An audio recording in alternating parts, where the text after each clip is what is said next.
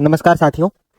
आज हम एक गहन मुद्दे पर विचार करने के लिए, बात करने के लिए आया हूं मैं आप सबके सामने।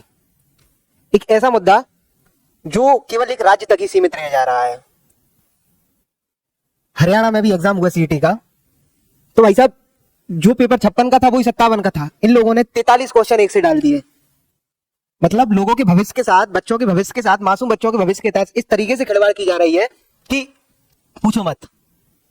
एक तो तुम एग्जाम लेते नहीं हो, और एग्जाम लेते भी हो, एग्जाम कंडक्ट भी कराते हो, तो इस तरीके से कंडक्ट कराया जाता है क्या? आपके इमोशंस खत्म हो गए क्या? कभी सोचा तो करो इन बालकों के बारे में जो केवल आपके ऊपर विश्वास करके बैठे थे, जिनका विश्वास था कि हाँ सरकार की वैकेंसी आएंगी, मैं फॉर्म भरूंगा, और वो वहां तक पहुंच भी गए।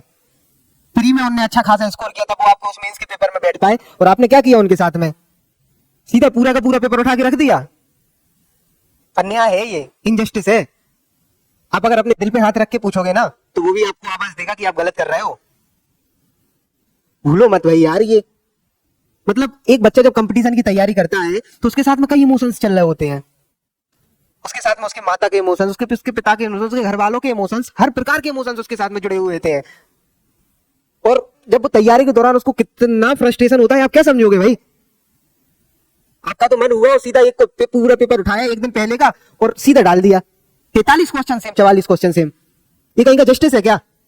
पहले तो आप पेपर करा नहीं रहे, बता दे रहे हो, हर 2 दिन में एक नई डेट दे रहे थे, आज इस दिन पेपर होगा, इस दिन पेपर होगा। एडमिट कार्ड नहीं दे रहे थे। कम से कम कुछ सोचा तो करो, कुछ एथिक्स तो होना चाहिए लाइफ में। मतलब कुछ कहने का भी यहाँ पे, मतलब कुछ बच्चे पूछ रहे हैं कि ऐसा थोड़ी हुआ जाता है, ये वो, तो उनको कुछ जवाब भी नहीं दे रहे आप। और जवाब में आपसे पूछा गया आप क्या कर, ये क्या हुआ, क्या हुआ, मीडिया ने आपसे पूछा, तो आप क्या जवाब दे रहे हो? कि कंपनी ने पेपर बनाया। क्यों रखा आपने ऐसी कंपनी को यार? क्यों रखा? और जनता जब आपसे जवाब पूछती है तो कहते विपक्ष के हैं। अरे भाई हम कोई विपक्ष के नहीं है। कंपटीशन की तैयारी करने वाले विद्यार्थी के पास ना कोई पक्ष होता है, ना कोई विपक्ष होता है। वो केवल अकेला होता है, उसके इमोशंस होते हैं।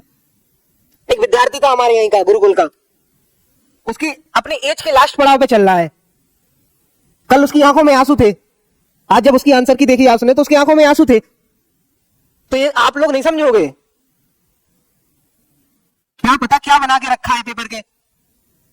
अब कोई विद्यार्थी अगर दंगा फसाद कर देगा, जैसे एनटीपीसी में हुआ था, वो लोग आराम से कह रहे थे कि भैया मेरा ये गलत है, गलत है। फिर एनटीपीसी वालों ने वो रेल जला दी थी, फिर क्या हुआ था?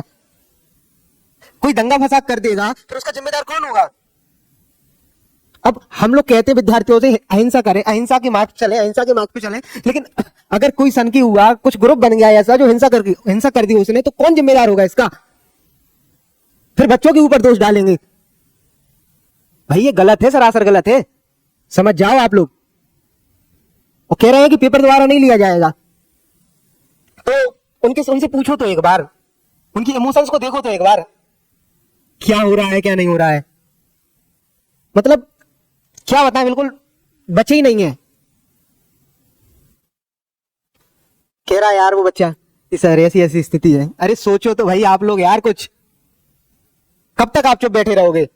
चुप काय को बैठे, अपने आप को बचा रहे, चुप थोड़ी तो बैठे। ये गलत है। मेरा मानना है आप सब लोग एक हो, सभी विद्यार्थी, और इनके साथ में पहुंचो कि सर ऐसी ऐसी बात है, अपना प्रस्ताव रखो। और ये बात पे ट्विटर कैंपेन भी होना चाहिए। इस बात को नेशनल लेवल तक जाना चाहिए, इंटरनेशनल लेवल तक जाना चाहिए, तब इसका कुछ मुद्दा निकल के आएगा। वरना जिस तरीके से ये चल रहे हैं तो हो सकता है अगले महीने ही आपकी ज्वाइनिंग दे दें, क्योंकि ये मैटर जल्दी जल्दी सॉर्ट आउट करना है। तो इस कैंपेन करेंगे, इसका अगर आप लोग सपोर्ट करोगे, हम सब लोग एक कैंपेन करेंगे जिससे समाधान निकलेगा।